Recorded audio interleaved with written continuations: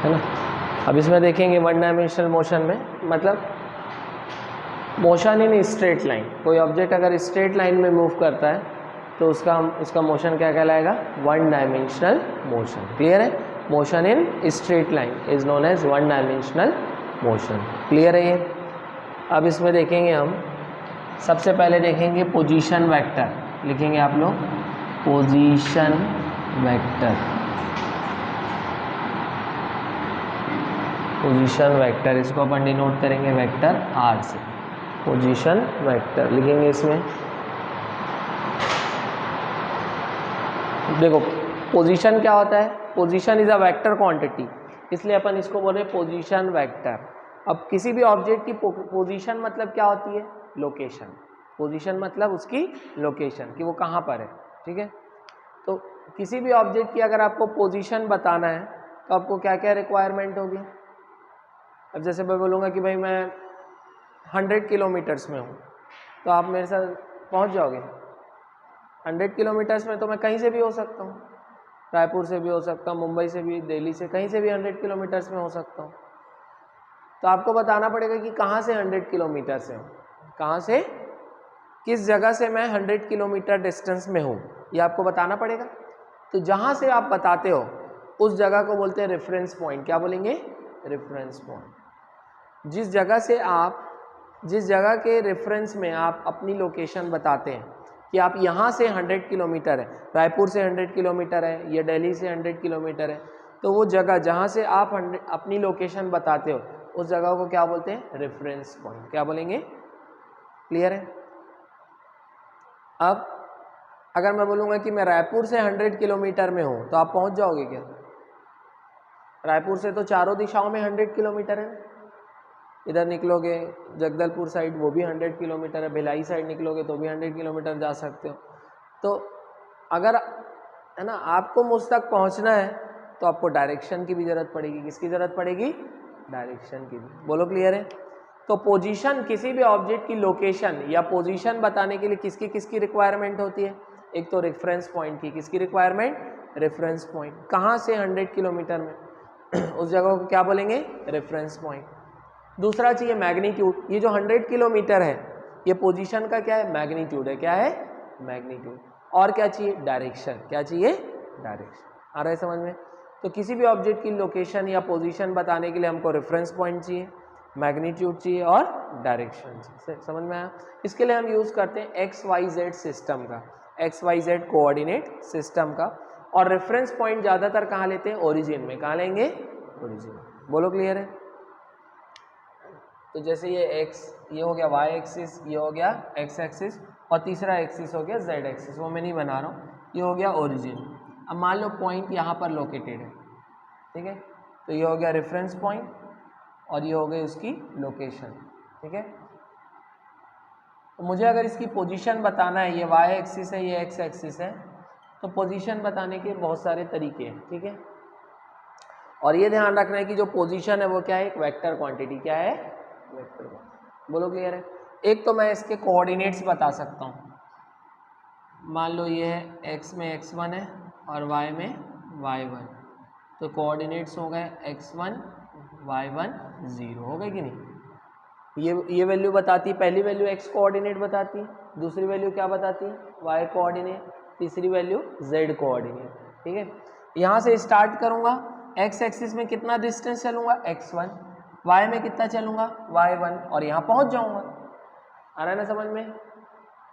तो इसकी लोकेशन के x कोऑर्डिनेट क्या है, x1, y कोऑर्डिनेट है y1 और z कोऑर्डिनेट, z में चलने की जरूरत नहीं, मैं पहुँच जाऊँगा। बोलो क्लियर है। एक तरीका है पोजीशन बताने का, कोऑर्डिनेट्स बताओ। अब इसको अगर आपको कोऑर्डिनेट्स के फॉर्म में पता है पोजीशन, तो आप इसको वेक्टर फॉर्म में लिख सकते हो, क्योंकि पोजीशन एक वेक्टर क्वांटिटी है।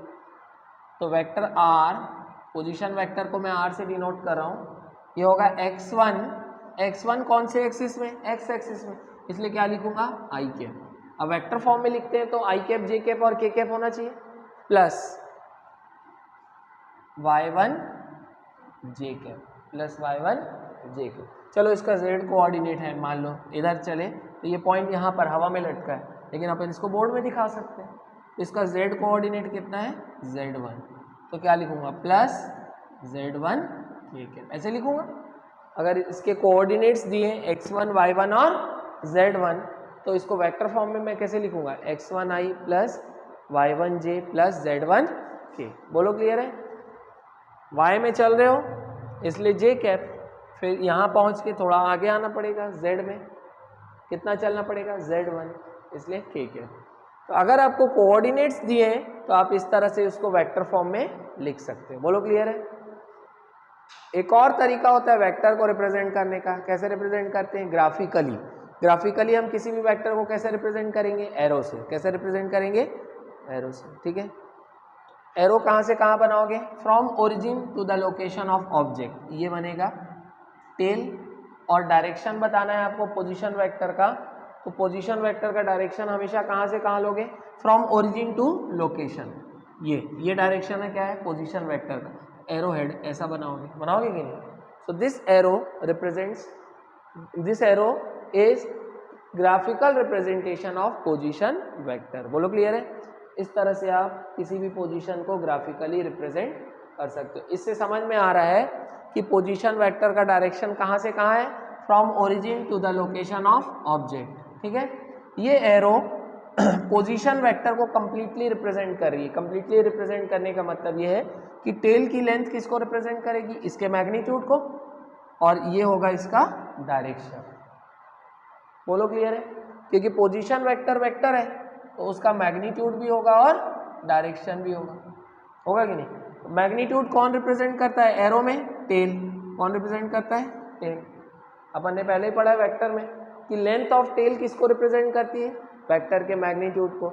और डायरेक्शन कहाँ से कहाँ देखते हैं? From tail to head. Direction कहाँ से कहाँ देखोगे? From tail to head. अब क्योंकि पोजीशन वेक्टर का डायरेक्शन होता है ओरिजिन से ऑब्जेक्ट की लोकेशन तक, फ्रॉम ओ, इस पॉइंट को चलो ए ले लेते हैं, फ्रॉम ओ टू ए, ये होगा कि नहीं?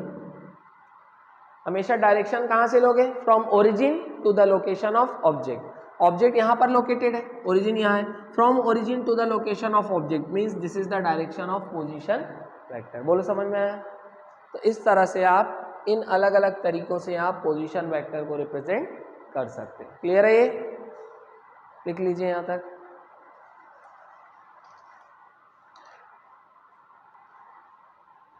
ठीक है, तो ये हमने देखा पोजीशन वेक्टर, किसी भी ऑब्जेक्ट की पोजीशन या लोकेशन आप कैसे रिप्रेजेंट कर सकते हैं, ठीक है। अब हम देखेंगे कि रेस्ट और मोशन क्या होता है। रेस्ट और मोशन क्या होता है?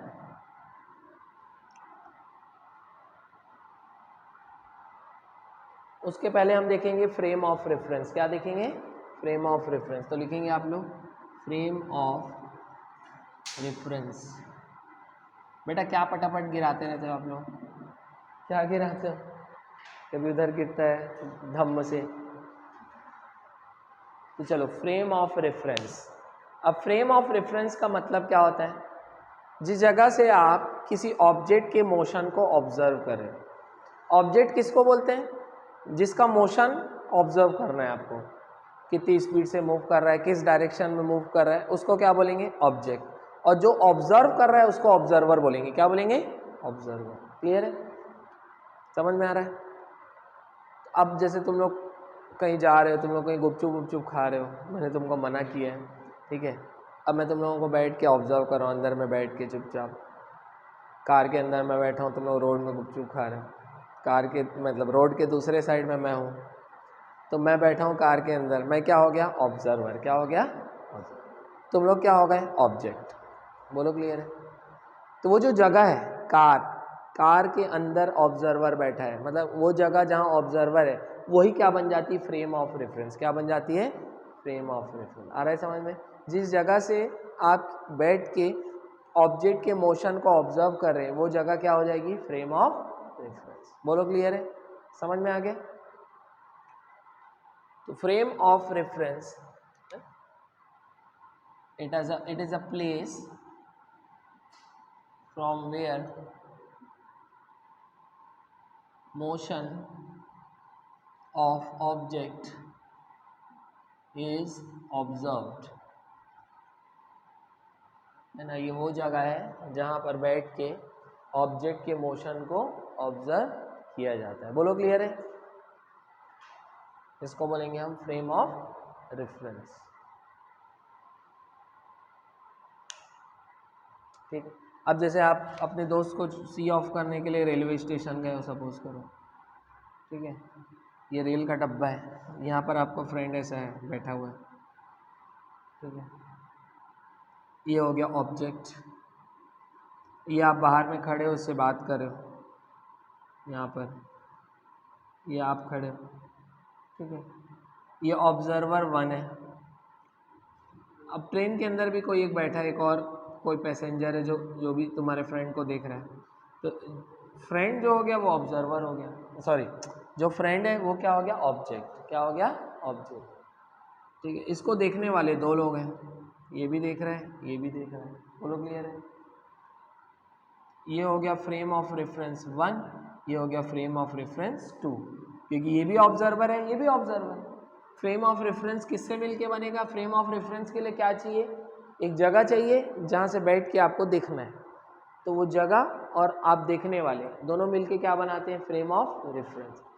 ठीक है, वो जगह और ऑब्जर्वर वो दोनों मिलके क्या बनाते हैं? Frame of reference. क्लियर है? और जिसको देखा जाता है वो क्या बन जाता है? ऑब्जेक्ट। तो इसको देखा जा रहा है, ये क्या बन गया? ऑब्जेक्ट। ये दोनों क्या है? ऑब्जर्वर। एक फ्रेम ऑफ रेफरेंस कहाँ है? ट्रेन के अंदर में, और एक फ्रेम ऑफ रेफरेंस कहाँ है? प्लेटफॉर्म में। कहाँ है? प्लेटफॉर्म। बोलो क्लियर है? समझ में आ रहा है? अब इस फ्रेम से इसकी जो दूरी है वो है मान लो x1, और इस फ्रेम से इसकी दूरी है मान लो x2। अभी ट्रेन रुकी हुई है, अभी ये इससे बात कर रहा है, ठीक है। अब इसके रिस्पेक्ट में भी इसकी पोजीशन फिक्स है अभी, और इसके रिस्पेक्ट में भी अभी इसकी पोजीशन फिक्स है, ठीक है। तो हम बोलेंगे कि इसके रिस्पेक्ट में ये रेस्ट में, और इसके रिस्पेक्ट में भी ये किस में है? रेस्ट में। बोलो क्लियर है? अभी ट्रेन रुकी हुई है, तो इस फ्रेम के यहाँ बैठ के देखोगे तो भी रेस्ट में दिखेगा, यहाँ पर खड़े होके देखोगे तो भी किस में दिखेगा? रेस्ट में। अब ट्रेन चलने लग गई, ट्रेन यहाँ पहुँच गई, आप तो दौड़ोगे नहीं ना अपने दोस्त से बात करने के लिए, आप उसमें टाटा करने के लिए खड़े रहोगे, ठीक है। आपका दोस्त यहाँ पहुँच गया, ट्रेन चल रही है, ठीक है, लेकिन पैसेंजर जो बैठा है वो तो अंदर ही है ना ट्रेन के, वो थोड़ी ना छूट जाएगा बाहर में, वो तो अंदर ही है। तो पैसेंजर, ये जो ऑब्जर्वर 1 है, फ्रेम ऑफ रेफरेंस 1 है, इसके रिस्पेक्ट में अभी भी ऑब्जेक्ट की डिस्टेंस उतनी है जितनी पहले थी। कितनी थी? x1। लेकिन इसके रिस्पेक्ट में ये तो यहीं खड़ा है, ट्रेन आगे बढ़ गई है, तो ये ऑब्जेक्ट यहाँ पहुँच गए, इसके रिस्पेक्ट में इसकी दूरी चेंज हो गई। कितनी हो गई? x2 dash. कितनी हो गई? x2 dash. और ये लगातार चेंज होते जा रही है, यहाँ पर रहा होगा तो कुछ और रही होगी, यहाँ पर ट्रेन पहुँच गई है तो डिस्टेंस चेंज हो गई, अगले सेकंड में यहाँ पहुँच जाएगी ट्रेन, तो ऑब्जेक्ट की दूरी इससे फिर से चेंज हो जाएगी। तो क्योंकि इसके रिस्पेक्ट में इसकी पोजीशन लगातार क्या हो रही है? चेंज हो रही है, इसलिए हम बोलेंगे कि इस फ्रेम के रिस्पेक्ट में ये किस में है? मोशन में। किस में है? मोशन में। बोलो क्लियर है? लेकिन इस फ्रेम के रिस्पेक्ट में इस फ्रेम से इसकी दूरी फिक्स है, इसकी पोजीशन में कोई चेंज आ रहा है क्या? नहीं, इसलिए इस फ्रेम के रिस्पेक्ट में ये किस में है? रेस्ट में। किस में है? रेस्ट में। आ रहा है समझ में? बेटा ट्रेन मूव कर रही है ना, तो ट्रेन मूव कर रही है तो ये मूव नहीं कर रहा है क्या? ट्रेन के अंदर ये रुके रहेगा क्या? ये भी तो मूव कर रहा है ना। कार में हम बैठ के कार चलाते हैं तो सिर्फ कार थोड़ी ना मूव करती है, हम भी मूव कर रहे हैं, क्योंकि हम कार में भले बैठे हैं लेकिन ग्राउंड से देखोगे तो मैं आगे बढ़ते हुए दिखूंगा ना, ठीक है। तो इस फ्रेम के रिस्पेक्ट में ये मोशन में आ गया, और इस फ्रेम के रिस्पेक्ट में ये रेस्ट में। क्यों बोले ऐसा? क्योंकि इस फ्रेम के रिस्पेक्ट में ऑब्जेक्ट की पोजीशन लगातार क्या हो रही है? चेंज हो रही है, और इस फ्रेम के रिस्पेक्ट में ऑब्जेक्ट की पोजीशन क्या है? फिक्स है। बोलो क्लियर है? तो जिस फ्रेम के रिस्पेक्ट में पोजीशन लगातार चेंज होती है उस फ्रेम के रिस्पेक्ट में ऑब्जेक्ट मोशन में रहेगा, अदरवाइज किस में रहेगा? रेस्ट में। क्लियर है? सो रेस्ट और मोशन ये किस पे डिपेंड करता है कि आप कहाँ से देख रहे हैं? किस पे डिपेंड करता है? It is depending on frame of reference. It depends on frame of reference. बोलो क्लियर है? जैसे तुम्हारे फ्रेम के रिस्पेक्ट में मैं रेस्ट में दिख रहा हूँ, अभी मैं खड़ा हूँ, लेकिन तुम ऊपर चले जाओ, अंतरिक्ष में चले जाओ, स्पेस में चले जाओ, वहाँ से मेरे को देखोगे तो मैं रोटेट करता दिखूंगा। क्यों? क्योंकि अर्थ रोटेट करी, तो हम सब रोटेट करें। तो फ्रेम ऑफ रेफरेंस चेंज हो गया, मतलब देखने का नज़रिया चेंज हो गया, जगह चेंज हो गई। इसलिए हो सकता है कि जो ऑब्जेक्ट एक फ्रेम से रेस्ट में दिख रहा है वो दूसरे फ्रेम से किस में दिखे? मोशन में। बोलो क्लियर है? So it depends on frame of reference. Clear है? तो नोट पॉइंट लिखेंगे, रेस्ट एंड मोशन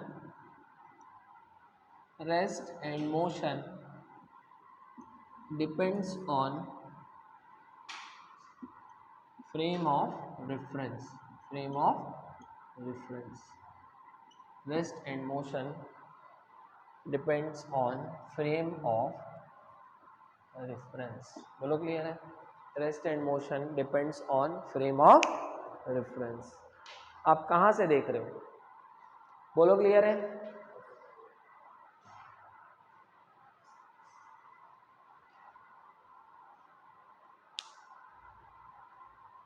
अच्छा, रेस्ट का मतलब क्या होता है?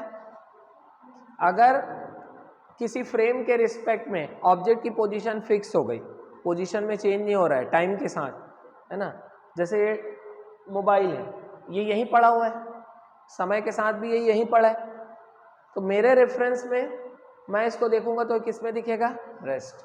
बोलो क्लियर है? तो अगर किसी ऑब्जेक्ट के रेफरेंस, अगर किसी फ्रेम ऑफ रेफरेंस के रिस्पेक्ट में किसी ऑब्जेक्ट की पोजीशन फिक्स है, it is not changing with time, तो हम बोलेंगे that it is at rest with respect to that frame of reference. Clear है? और अगर किसी फ्रेम के रिस्पेक्ट में ऑब्जेक्ट की पोजीशन लगातार चेंज हो रही है, तो हम बोलेंगे कि उस फ्रेम के रिस्पेक्ट में वो ऑब्जेक्ट किस में? मोशन में। समझ में आ रहा है ये? क्लियर है ये? नेक्स्ट अब हेडिंग डालेंगे अपन डिस्प्लेसमेंट वेक्टर। नेक्स्ट हेडिंग डालेंगे डिस्प्लेसमेंट वेक्टर। ये नेक्स्ट हेडिंग रहेगी, ब्रैकेट में del R vector, displacement vector.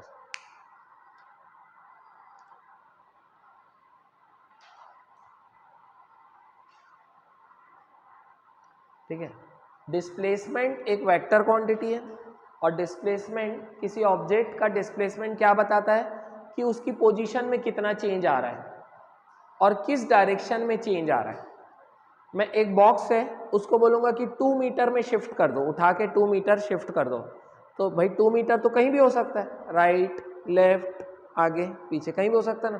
तो मेरे को बताना भी पड़ेगा कि भाई राइट साइड शिफ्ट करो, तो to shift the bag 2 metre towards right, तब आप सही शिफ्ट कर पाओगे। तो डिस्प्लेसमेंट हमको क्या जानकारी देता है कि कोई ऑब्जेक्ट कितना शिफ्ट हुआ है, किसी ऑब्जेक्ट की पोजीशन कितनी चेंज हो रही है और किस डायरेक्शन में चेंज हो रही है। बोलो क्लियर है? समझ में आ रहा है ना? जैसे ये बॉक्स है, मैं बोलूँगा इसको 2 मीटर शिफ्ट करो टुवर्ड्स राइट, तो आप इसको उठा के यहाँ रख दोगे, ये हो गया 2 मीटर। बोलो क्लियर है? अगर मैं बोलूँगा सिर्फ 2 मीटर शिफ्ट करो तो आप कंफ्यूज हो जाओगे, लेफ्ट करूँ, राइट करूँ कि ऊपर के नीचे। बोलो क्लियर है?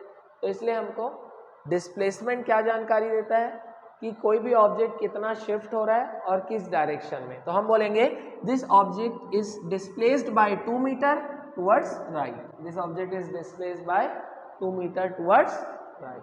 बोलो क्लियर है? समझ में आ रहा है? तो लिखेंगे it tells us about change in position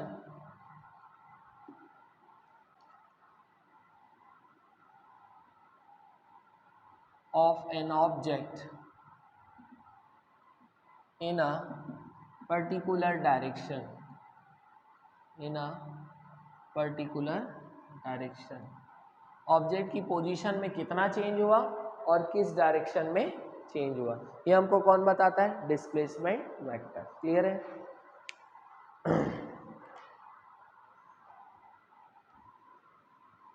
अब डिस्प्लेसमेंट निकालने के लिए बहुत सारे तरीके बेटा। पहला निकालेंगे in terms of position vector, पहला निकालेंगे in terms of position vector. तो पहला लिखेंगे in terms of position vector, in terms of position vector, in terms of position vector. चलो देखो इधर, ये y एक्सिस हो गया, ये x एक्सिस हो गया और ये z एक्सिस हो गया, ठीक है।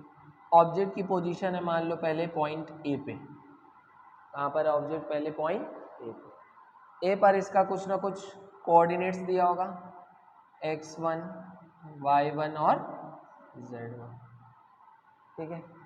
ग्राफिकली आप कैसे बताओगे, ये ओरिजिन है तो ये हो जाएगा पोजीशन वेक्टर RA किसको रिप्रेजेंट कर रहा है, position vector when object is at point A। बोलो क्लियर है।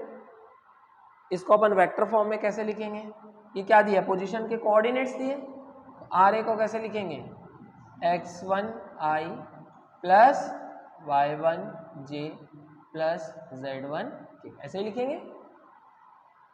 अब ऑब्जेक्ट मूव कर रहा है, ऑब्जेक्ट थोड़ी देर में यहाँ पहुँच गया B पे, पोजीशन चेंज हो गई ना, पहले यहाँ था अब यहाँ आ गया, तो इसके कोऑर्डिनेट्स भी चेंज होंगे। भाई पहले ये अगर x1 था तो ये x2 हो जाएगा ना, ये अलग हो जाएगा, ये इसका x अलग हो जाएगा कि नहीं, और y कोऑर्डिनेट इतना था, अब इसका y कोऑर्डिनेट इतना हो जाएगा, सारे कोऑर्डिनेट्स क्या होंगे, चेंज। मान लो x कोऑर्डिनेट है x2, y कोऑर्डिनेट है y2, z कोऑर्डिनेट है z2, और ग्राफिकली हम इसको ऐसा बना रहे हैं, इट इज RB, ये क्या है, position vector eight point B। बोलो क्लियर है, समझ में आ रहा है। तो डिस्प्लेसमेंट वेक्टर क्या होता है, डिस्प्लेसमेंट वेक्टर जो होता है वो कैसे बनाओगे आप लोग, अगर आपको इनिशियल पोजीशन पता है, फाइनल पोजीशन पता है, तो डिस्प्लेसमेंट बनाने के लिए, डिस्प्लेसमेंट को अगर आपको ग्राफिकली बनाना है तो आप एक एरो बनाओगे from initial position to final position, आप बनाओगे arrow from initial position to, क्योंकि डिस्प्लेसमेंट का जो डायरेक्शन होता है वो हमेशा कहाँ से कहाँ होता है, from initial position to final position. बोलो क्लियर है। अब देखो डिस्प्लेसमेंट एक वेक्टर क्वांटिटी है तो उसका मैग्नीट्यूड भी होगा, भाई डिस्प्लेसमेंट है क्या, एक लेंथ ही तो है, कितना मीटर डिस्प्लेस हुआ तो एक लेंथ है ना, तो इसका एक मैग्नीट्यूड होगा, 100 मीटर डिस्प्लेस हुआ राइट साइड या टुवर्ड्स पॉजिटिव एक्स एक्सिस, तो ये 100 मीटर क्या है, डिस्प्लेसमेंट का मैग्नीट्यूड, क्या है, मैग्नीट्यूड, और राइट साइड या टुवर्ड्स पॉजिटिव एक्स एक्सिस क्या है, डायरेक्शन है, क्या है ये, डायरेक्शन। बोलो क्लियर है। तो डिस्प्लेसमेंट को अगर मैं डेल आर से डिनोट कर रहा हूँ तो इसका मैग्नीट्यूड होगा और इसका डायरेक्शन भी होगा, डेल आर के होगा कि नहीं। तो मैग्नीट्यूड कैसे निकालोगे, इस लाइन की जो लेंथ होगी यही क्या होगा, मैग्नीट्यूड होगा, यही क्या होगा, डिस्प्लेसमेंट का मैग्नीट्यूड होगा। बोलो क्लियर है। और डिस्प्लेसमेंट का डायरेक्शन कहाँ से कहाँ होगा, from initial position to final position. Initial position A पे थी, फाइनल पोजीशन कहाँ है, बी पे, तो डायरेक्शन कहाँ से कहाँ होगा, फ्रॉम ए टू बी, और अगर ए टू बी डायरेक्शन है तो एरो हेड ऐसा बनाओगे। बोलो क्लियर है। सो this arrow represents displacement vector, किसको रिप्रेजेंट करेगा, ये डिस्प्लेसमेंट। आ रहा है ये समझ में, समझ में आ रहा है। अब जिन दो वेक्टर्स का ऑर्डर सेम होता है, जिन दो वेक्टर्स का ऑर्डर सेम होता है वो ऐड होते हैं, और जिसका ऑर्डर अपोजिट होता है वो उन दोनों का सम होता है। याद आ रहा है, अपन ने ट्रायंगल लॉ पढ़ा है ना, जैसे ये हो गया ए, ये हो गया बी, ये हो गया इन दोनों का sum, that is A plus B, ये जिसको अपन रिजल्टेंट बोलते हैं। देखो टेल हेड, टेल हेड, पहले इसमें टेल आ रहा है फिर हेड आ रहा है, इसमें पहले टेल आ रहा है फिर हेड आ रहा है, इसमें हेड आ रहा है फिर टेल आ रहा है। तो जिस साइड का ट्रायंगल में जिस साइड का ऑर्डर अपोजिट होता है वो बाकी दोनों का सम होता है, वो बाकी दोनों का क्या होता है, सम। क्लियर है। अब यहाँ पर देख लो कि किसका ऑर्डर अपोजिट है, ये देखो tail head tail head head tail, इसका ऑर्डर अपोजिट दिख रहा है ना, tail head head head tail, इसका ऑर्डर अपोजिट है, मतलब इन दोनों का सम ये होगा। बोलो क्लियर है, इन दोनों का सम ये होगा। समझ में आ रहा है। क्या हम ऐसा लिख सकते हैं क्या R A plus del R is equal to R B लिखेंगे, क्योंकि इन दोनों का सम ये है ना। Therefore del are will be R B minus R A, होगा कि नहीं भाई? इसको उधर ले जाओगे तो माइनस नहीं होगा क्या? तो डेल आर मतलब डिस्प्लेसमेंट वेक्टर, ये क्या हो जाएगा? R B minus R A. बोलो क्लियर है? What is R B? Final position vector. What is R A? Initial position vector. तो जब भी फाइनल पोजीशन वेक्टर दिया हो और इनिशियल पोजीशन वेक्टर दिया हो, तो final position vector minus initial vector position vector करोगे तो क्या मिल जाएगा? Displacement vector. क्या मिलेगा? Displacement vector. समझ में आए? क्लियर है? अच्छा, आर ए को आपने लिखा x1 y1 z1 है, तो x1 i plus y1 j plus z1 k, और आर बी को क्या लिखोगे? क्योंकि ये फाइनल पोजीशन है, इसको वेक्टर फॉर्म में कैसे लिखोगे? आर बी को x2 i plus y2 j plus z2 k लिख सकते हैं ना, क्योंकि इसके कोऑर्डिनेट्स क्या है? x2 y2 और z2। तो इसको अगर वेक्टर फॉर्म में लिखना है तो कैसे लिखोगे? x2 i plus y2 j plus z2 k। ये हो गया फाइनल पोजीशन वेक्टर, और ये क्या है? Initial position vector. क्लियर है? ये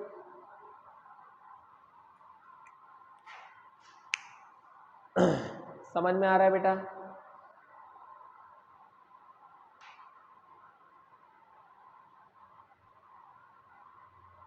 समझ में आ रहा है?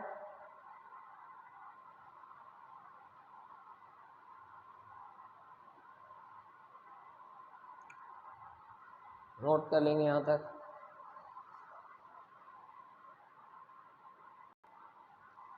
तो पोजीशन वेक्टर के टर्म में अगर आपको डिस्प्लेसमेंट फाइंड करना है तो आप क्या करोगे? आप final position vector minus initial position vector करोगे, तो आपको क्या मिल जाएगा? Displacement vector. अब ये देखो, ये इनिशियल पोजीशन वेक्टर है जिसको वेक्टर फॉर्म में लिखा x1 i plus y1 j plus z1 k, और ये फाइनल पोजीशन वेक्टर है, इसके कोऑर्डिनेट्स है x2 y2 और z2। तो इसको वेक्टर फॉर्म में कैसे लिखेंगे? x2 i plus y2 j plus z2 k। तो डेल आर हो जाता है आर बी माइनस आर ए। तो चलो यहां से डेल आर कितना हो जाएगा बताओ? Are B minus R A. बोलो क्लियर है? तो कितना हो जाएगा बेटा? x2 i plus y2 j plus z2 k, ये हो गया आर बी, माइनस आर ए कितना हो जाएगा? x1 i plus y1 j plus z1 k। ऐसा हो जाएगा? होगा? तो यहाँ से डेल आर कितना हो जाएगा? देखो x2, ये पूरा माइनस हो जाएगा, ये भी माइनस, ये भी माइनस, ये भी माइनस हो जाएगा, क्योंकि ब्रैकेट के बाहर माइनस है कि नहीं। तो हम इसको ऐसा लिख सकते हैं कि x2 i minus x1 i plus y2 j, इधर में ये माइनस हो गया तो minus y1 j plus z2 k minus z1 k।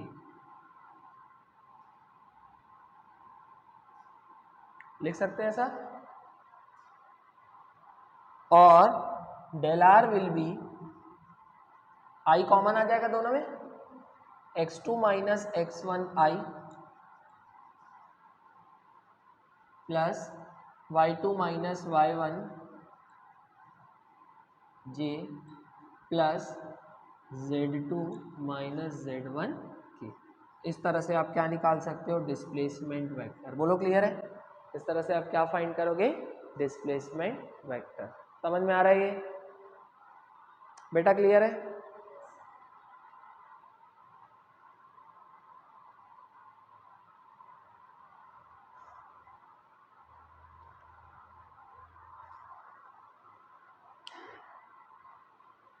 Final position vector minus initial position vector gives displacement vector.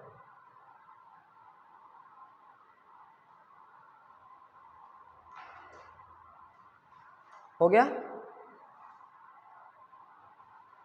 चलो मिटा दो इसको।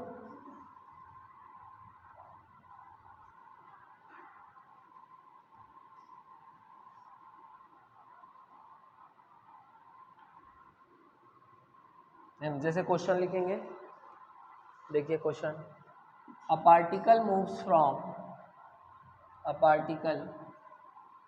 फ्रॉम पोजीशन ए, ब्रैकेट में लिखेंगे 2,4,6 टू पोजीशन बी, ब्रैकेट में लिखेंगे 6,8,12, फाइंड इट्स डिस्प्लेसमेंट,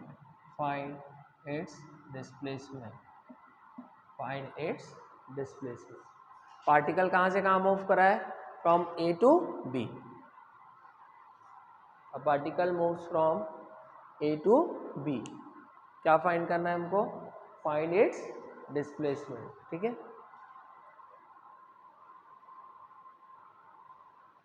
ये आपको क्या दिए? ये इनिशियल पोजीशन के कोऑर्डिनेट्स दिए 2, 4, 6, जो अपन x1, y1 और z1 देख रहे थे, और ये फाइनल पोजीशन के कोऑर्डिनेट्स 6, 8 और 12। ठीक है, इसमें initial position that is position at point A तो को हम लिख सकते हैं वेक्टर फॉर्म में 2i + 4j + 6k, लिख सकते हैं सर?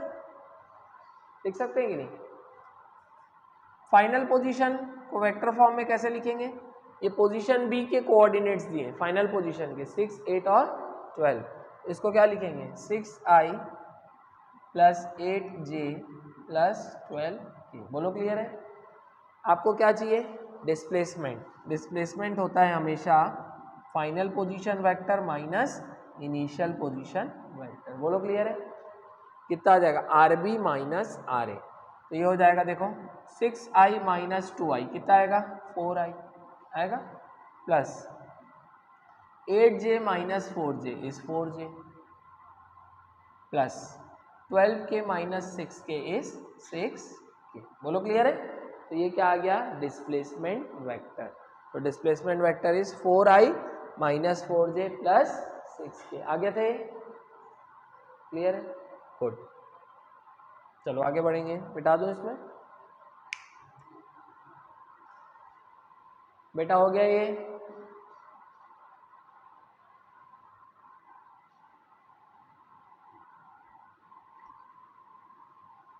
नेक्स्ट क्वेश्चन लिखेंगे,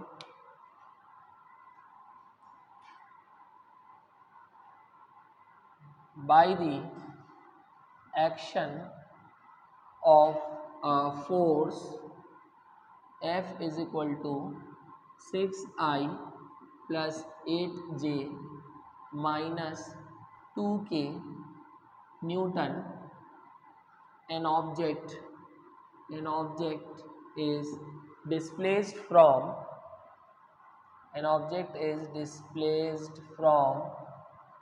पॉइंट ए, ब्रैकेट में लिखोगे 7, 8, 9 टू पॉइंट बी, ब्रैकेट में लिखोगे 10, 10, 10 full stop. Find work done by the force, find work done by the force. चलिए बनाएंगे, find work done by the force. देखिए वर्क डन जो होता है, work done is obtain bye dot product of force and displacement, होता है कि नहीं? वर्क डन हो जाता है dot product of force and displacement. Force आपको वेक्टर फॉर्म में दिया हुआ है ऑलरेडी, डिस्प्लेसमेंट आपको वेक्टर फॉर्म में निकालना है। हमको मालूम है कि इनिशियल पोजीशन इज दिस, तो इसको वेक्टर फॉर्म में लिखेंगे RA, वो कितना हो जाएगा? 7i + 8j + 9k, क्योंकि ये आपको दिया है इनिशियल पोजीशन के कोऑर्डिनेट्स। फिर वैसे ही फाइनल पोजीशन के coordinates, final position of the object is at B, 10, 10 and 10, तो इसको वेक्टर फॉर्म में हम लिखेंगे 10i + 10j + 10k। तो यहाँ से डिस्प्लेसमेंट वेक्टर आएगा final position vector minus initial position vector. बोलिए क्लियर है? Final position vector is this RB, initial position vector is RA, तो डिस्प्लेसमेंट वेक्टर अपन निकाल लेंगे दिस माइनस दिस करके, तो i से i माइनस होगा, R B minus R A, 10i minus 7i is 3i plus 10j minus 8j is 2j plus 10k minus 9k is 1k मतलब k। बोलो clear है? ये क्या आ गया? ऑब्जेक्ट का डिस्प्लेसमेंट वेक्टर। क्या आ गया ये? Displacement vector. फोर्स वेक्टर अपने को पता है, डिस्प्लेसमेंट वेक्टर अपन ने निकाल लिया। अब वर्क डन कैसे फाइंड करेंगे? By dot product of force vector and displacement vector. So work done will be dot product of force vector that is 6i plus 8j minus 2k dot displacement vector ये 3i plus 2j plus k। ये कितना आ जाएगा बेटा? Work done. Dot product कैसे करेंगे? i से i को multiply करोगे, इसका i का नंबर, इसका i का नंबर। 6 3 ज़ा 18 प्लस 8 2 ज़ा 16 प्लस -2 इंटू 1 इज -2। बोलो क्लियर है? तो यहाँ से कितना आ जाएगा वर्क डन? 18 और 16 34 plus into minus is minus, 34 minus 2 is 32 joule. Work done आ जाएगा 32 जूल, है ना। इसमें सारी चीज़ें ऐसा यूनिट में दी है, फोर्स की यूनिट न्यूटन है और ये जो पोजीशन दिया है इसकी यूनिट मीटर है। बोलो क्लियर है? नोट कर लेंगे यहाँ तक।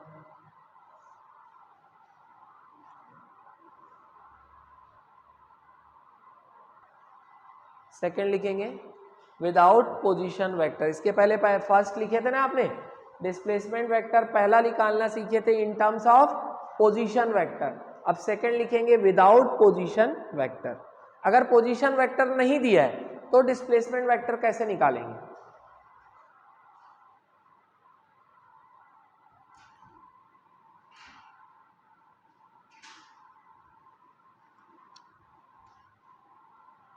अगर ऑब्जेक्ट की पोजीशन ना देके पोजीशन वेक्टर नहीं दिए, ठीक है, तब डिस्प्लेसमेंट कैसे निकालोगे? तो देखो, जैसे मान लो कोई ऑब्जेक्ट पॉइंट ए में था बेटा, वो यहाँ से गया बी, ये चला 3 मीटर और यहाँ से 90 डिग्री टर्न ले लिया और चला, फिर यहाँ पर पहुँचा सी पे और चला 4 मीटर। अब आपको निकालना है इसका डिस्प्लेसमेंट। क्या निकालना है? डिस्प्लेसमेंट। ठीक है, तो इनिशियली ऑब्जेक्ट कहाँ था? पॉइंट ए पे। किधर से घूम के जा रहा है इससे मतलब नहीं, फाइनली कहाँ पर है? सी पे। तो डिस्प्लेसमेंट निकालने के लिए हमको 2 पॉइंट से मतलब होना चाहिए, एक इनिशियल पॉइंट और फाइनल पॉइंट। 2 पोजीशन से मतलब होना चाहिए, इनिशियल पोजीशन और फाइनल पोजीशन। तो इनिशियल पोजीशन ए पे है, फाइनल पोजीशन सी पे है। डिस्प्लेसमेंट कैसे निकालोगे? दोनों पॉइंट्स को स्ट्रेट लाइन से जोड़ दो। ये स्ट्रेट लाइन किसकी वैल्यू देगी? डिस्प्लेसमेंट के मैग्नीट्यूड की। किसकी वैल्यू देगी? डिस्प्लेसमेंट के मैग्नीट्यूड।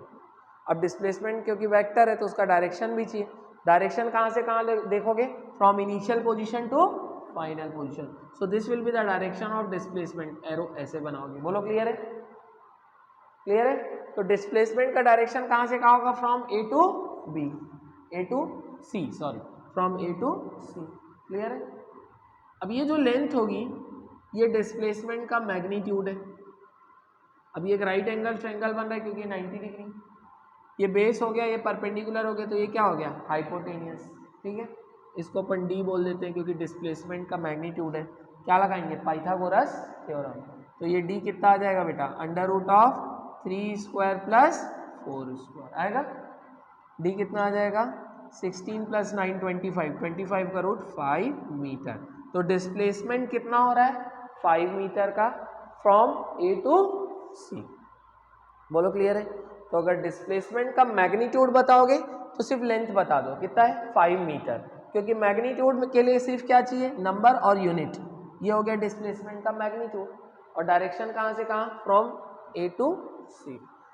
तो अगर डिस्प्लेसमेंट को पूरा वेक्टर फॉर्म में बताना है तो आपको मैग्नीट्यूड भी बताना है और डायरेक्शन भी। तो ऐसा लिखेंगे 5 मीटर फ्रॉम ए टू सी। ये हो गया मैग्नीट्यूड, ये हो गया direction. Means this is the vector representation of displacement. बोलो क्लियर है? समझ में आ रहा है? तो आपको यहाँ पर आपको पोजीशन कोऑर्डिनेट्स दिए हैं क्या? नहीं दिए, फिर भी आपको डिस्प्लेसमेंट निकालना है। तो कैसे निकालोगे? इनिशियल पोजीशन और फाइनल पोजीशन को स्ट्रेट लाइन से जोड़ दो। ठीक, ये जो स्ट्रेट लाइन की जो लेंथ होगी यही क्या होगा? डिस्प्लेसमेंट। बोलो क्लियर है?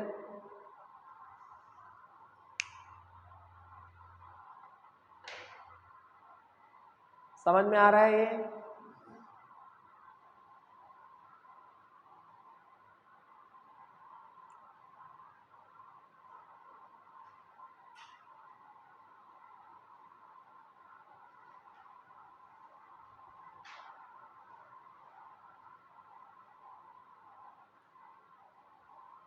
लिख लिए बेटा?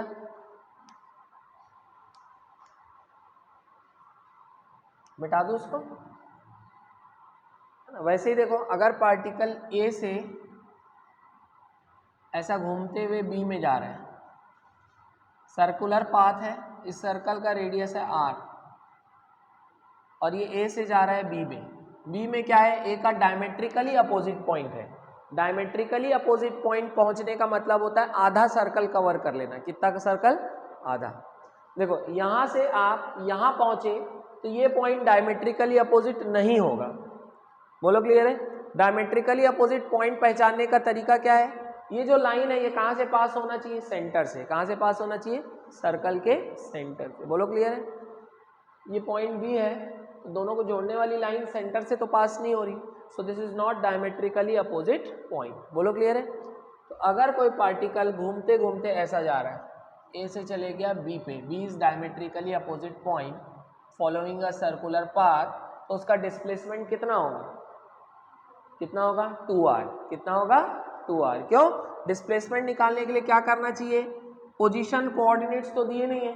अब डिस्प्लेसमेंट निकालने के लिए क्या करोगे? ए से बी को जोड़ दो, क्योंकि इनिशियल पोजीशन ए पे है और फाइनली कहाँ जा रहा है? बी पे। दोनों को स्ट्रेट लाइन से जोड़ दो। क्या बन रहा है? डायमीटर बन रहा है कि नहीं? ये लेंथ को क्या बोलेंगे? डायमीटर बोलेंगे।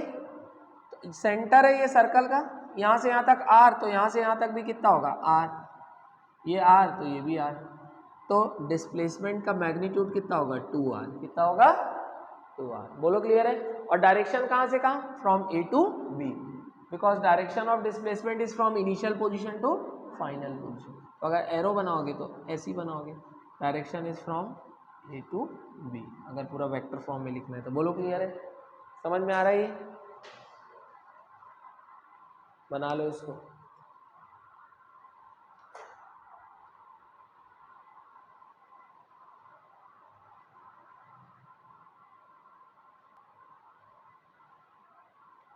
है ना? पार्टिकल ए से घूमते हुए गया बी पे, तो ऐसा जा रहा है हमको मतलब नहीं, सर्कल में जा रहा है, ऐसा ऐसा जा रहा है हमको मतलब नहीं, हमको सिर्फ 2 पॉइंट से मतलब होना चाहिए, initial point and final point. बोलो क्लियर है? इनिशियली यहाँ था, फाइनली यहाँ है, दोनों को स्ट्रेट लाइन से जोड़ दो।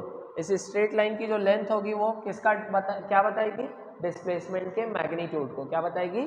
डिस्प्लेसमेंट के मैग्नीट्यूड। बोलो क्लियर है? मतलब उसकी वैल्यू बताएगी, इतना मीटर है तो कितना लेंथ होगा? 2r। कितना होगा? 2r। क्योंकि ये डायमेट्रिकली अपोजिट एंड है, मतलब ये लाइन कहाँ से पास होगी? सेंटर से। तो अब ये लाइन सेंटर से पास होती है तो उसकी लेंथ किसके बराबर हो जाती है? डायमीटर के। क्या ये डायमीटर होगा? क्या नहीं होगा। तो जो लाइन सेंटर से पास होगी वही क्या होगी? डायमीटर। बोलो क्लियर है? तो डायमीटर कितना होगा? 2r। और डायरेक्शन कहाँ से कहाँ देखना है? From A to B. समझ में आ रहा है ये?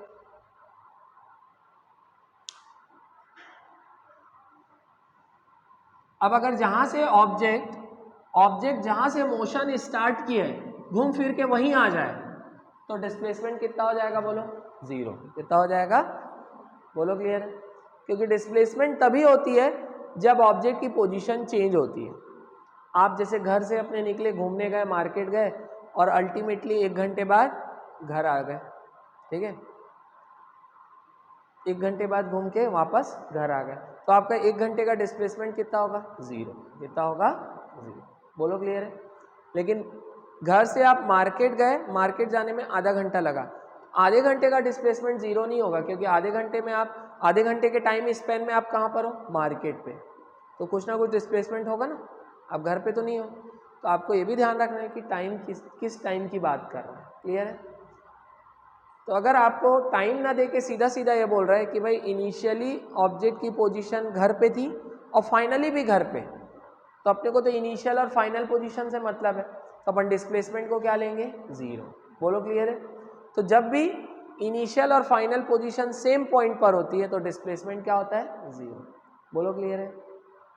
इस कंडीशन को बोलते हैं राउंड ट्रिप। क्या बोलेंगे? राउंड ट्रिप, मतलब जहाँ से स्टार्ट किए थे घूम फिर के वापस आ गए, तो इसको क्या बोलेंगे? Round trip. इसको क्या बोलेंगे? राउंड, है ना। ऐसा कब कब होगा? देखो, पार्टिकल जब एक चक्कर लगा लेगा, मोशन ए से स्टार्ट किया, सर्कल में घूमा, वापस ए में आ गया, डिस्प्लेसमेंट कितना होगा? बोलो 0। कितना होगा? बोलो, क्लियर है? तो क्या हो गया? 1 सर्कल। जब 1 सर्कल कंप्लीट हो या 2 चक्कर कंप्लीट हो, 3 चक्कर कंप्लीट हो, मतलब कुल मिला के जहाँ से स्टार्ट किया था वापस वहीं आ जाए। बोलो, क्लियर है? तो डिस्प्लेसमेंट कितना होगा?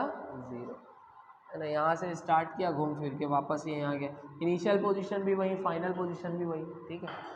पेंडुलम है, पेंडुलम यहाँ से स्टार्ट कर रहा है, एक ऑक्सीलेशन कंप्लीट करेगा, एक ऑक्सीलेशन कंप्लीट करने का मतलब इधर जाएगा, फिर इधर आएगा, फिर इधर जाएगा, फिर इधर आएगा। जब पेंडुलम एक ऑक्सीलेशन कंप्लीट करेगा या आधा ऑक्सीलेशन भी कंप्लीट करेगा, तो उसका डिस्प्लेसमेंट क्या हो जाएगा? 0। बोलो, क्लियर है ना। यहाँ से यहाँ गया तो ऑक्सीलेशन कितना कंप्लीट हुआ? 1/4। कितना हुआ? 1/4। यहाँ आया तो आधा ऑक्सीलेशन कंप्लीट हो गया, आधा ऑक्सीलेशन कंप्लीट हुआ तो फिर से डिस्प्लेसमेंट कितना हो गया? 0। फिर इधर गया, फिर आया, एक साइकिल कंप्लीट हो गई, फिर से डिस्प्लेसमेंट 0। तो कुल मिला के पोजीशन अगर वही वही है तो डिस्प्लेसमेंट कितना होगा? 0। बोलो, क्लियर है? क्लियर है ना। तो यहाँ पर, यहाँ से यहाँ गया, टाइम कितना लगेगा? t/4। फिर वापस आएगा तो टाइम कितना लगेगा? t/2। फिर इधर जाएगा तो टाइम 3t/4। फिर यहाँ आएगा तो टाइम t। तो t/2 टाइम में, t टाइम में डिस्प्लेसमेंट कितना होगा? 0। बोलो, समझ में आ रहा है? क्लियर है? हर समय नहीं होगा, एट पर्टिकुलर टाइम डिस्प्लेसमेंट, क्योंकि वापस से वहीं आ जाएगा, तो एक पर्टिकुलर टाइम डिस्प्लेसमेंट कितना होगा? 0। समझ में आ रहा है ये? है ना। किसी ऑब्जेक्ट को आप ऊपर फेंके, यहाँ से पॉइंट ए से ऊपर जाएगा, फिर घूम फिर के वापस यहीं आ जाएगा, ऊपर गया वापस आ गया, इस जर्नी के दौरान इसको राउंड ट्रिप बोलेंगे। जब ऊपर गया वापस से फिर आ गया, टाइम लगा मान लो t, तो t टाइम में ऑब्जेक्ट का डिस्प्लेसमेंट कितना होगा? 0। कितना होगा? 0। बोलो, क्लियर है ना। तो डिस्प्लेसमेंट, है ना, मान लो यहाँ से ऊपर जाने और नीचे आने में टाइम लग रहा है 10 सेकेंड का, तो 10 सेकेंड बाद ही डिस्प्लेसमेंट 0 होगा ना। 4 सेकेंड का टाइम अगर देखोगे तो 4 सेकेंड में यहाँ कहीं होगा, तो कुछ ना कुछ डिस्प्लेसमेंट होगा ना। 4 सेकेंड में डिस्प्लेसमेंट 0 नहीं होगा। क्यों? क्योंकि यहाँ से आप फेंक रहे हो, इसको ऊपर जाके वापस यहीं आने का टाइम लग रहा है 10 सेकेंड, तो displacement during 10 second will be 0। बोलो, क्लियर है? उसके पहले का डिस्प्लेसमेंट 0 नहीं होगा। समझ में आ रहा है ना। पहले सेकंड में यहाँ होगा, दूसरे सेकंड में यहाँ होगा, तीसरे सेकंड में यहाँ होगा, चौथे में यहाँ होगा, पाँचवें में हाईएस्ट पॉइंट में रहेगा, फिर छठवें में नीचे आना चालू करेगा, सातवें में नीचे, आठवें में नीचे, नौवें में नीचे और 10वें में वापस यहाँ आएगा। बोलो, क्लियर है? तो 10 सेकेंड का डिस्प्लेसमेंट कितना होगा? 0। समझ में आ रहा है? तो हमको ध्यान देना है कि वो टाइम स्पेन जिसके बाद ऑब्जेक्ट जहाँ से मोशन स्टार्ट किया था अगर वहीं आ जाए, तो उस टाइम स्पेन का डिस्प्लेसमेंट क्या होगा? 0। आ रहा है समझ में? क्लियर है? तो अगर ऑब्जेक्ट जहाँ था वहीं रहेगा तो डिस्प्लेसमेंट विल बी 0, है ना। नोट कर लेंगे ये सब।